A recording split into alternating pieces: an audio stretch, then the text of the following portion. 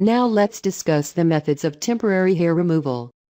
Our learning objective will be to list the 8 methods used for temporary hair removal. Some of the forms of temporary hair removal that we will be covering in this lesson are shaving, tweeing, and depilatories. We will save epilators, threading, and sugaring for our next lesson. Shaving is the process of cutting the hair off at the skin surface using a razor blade. Contrary to popular belief, shaving does not cause the hair to grow back thicker. It is because the razor blunt cuts through the thickest part of the hair shaft, it feels as if the hair grows back thicker. Tweezing is the method of using tweezers to remove hair. This method is most commonly used in the eyebrow area, but can be used in other areas, after waxing or other removal methods. When tweezing, you should always tweeze in the direction of hair growth. So your 2 different types of tweezers that you'll mainly use are your slanted tweezers. These are good for removing bulk eyebrow hair, and your pointed tweezers, which are good for individual and more precise work. So I'm going to start with slanted tweezers. The tweezers have been kept sanitised in Barbicide to ensure that they're clean from the last client, and make sure you wipe over them before you start to shape the eyebrow. So when you start to tweeze the eyebrow, it's important that you stretch the skin at all times, working in between your first finger and thumb. If you don't keep the skin taut, it will be more painful for your client. Always remove the eyebrows in the direction of the that the hair is growing.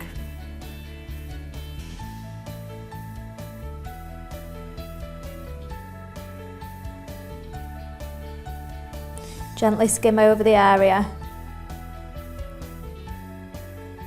making sure not to nip the skin, but trying to work quickly. Always have a piece of cotton wool on hand to remove any stray hairs and wipe over the area.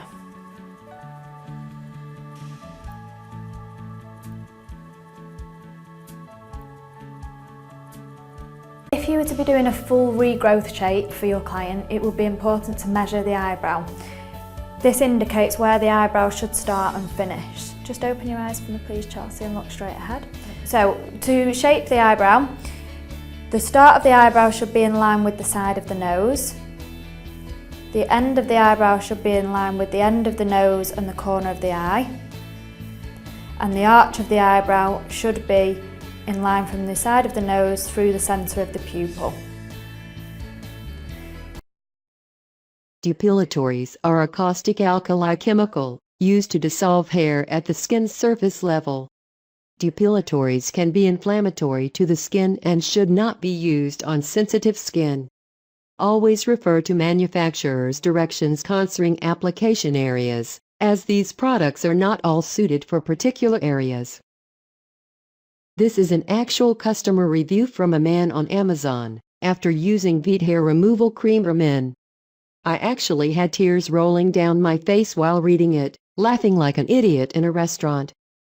After having been told my danglies looked like an elderly Rastafarian, I decided to take the plunge and buy some of this, as previous shaving attempts had only been mildly successful, and I nearly put my back out trying to reach the more difficult bits. Being a bit of a romantic, I thought I would do the deed on the missus's birthday as a bit of a treat.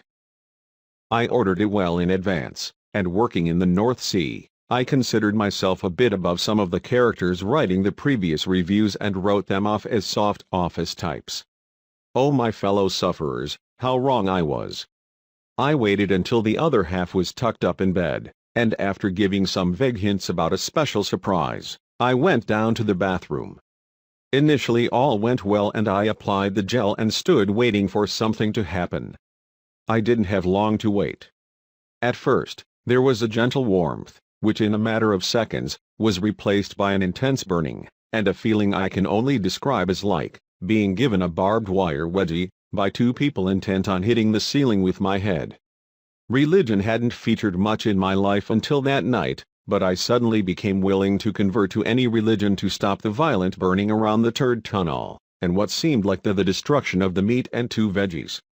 Struggling not to bite through my bottom lip, I tried to wash the gel off in the sink and only succeeded in blocking the plug hole with a mat of hair.